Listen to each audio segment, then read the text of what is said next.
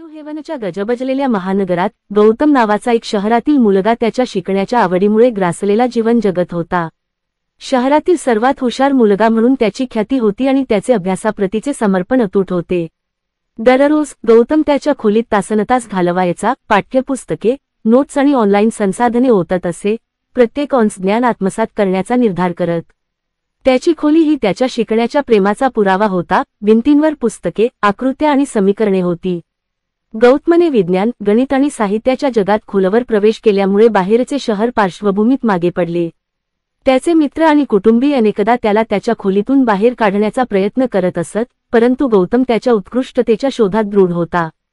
परीक्षेचा दिवस आला आणि गौतमची तयारी जास्त झाली.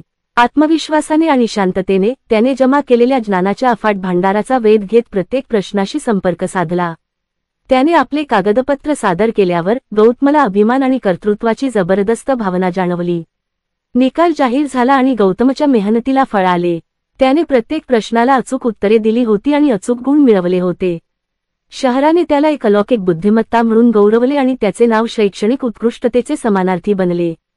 गौतमच्या विलक्षण बुद्धिमत्तेने आणि समर्पणाने त्यांना शहरातील सर्वात तेजस्वी मनांमध्ये स्थान मिळवून दिले.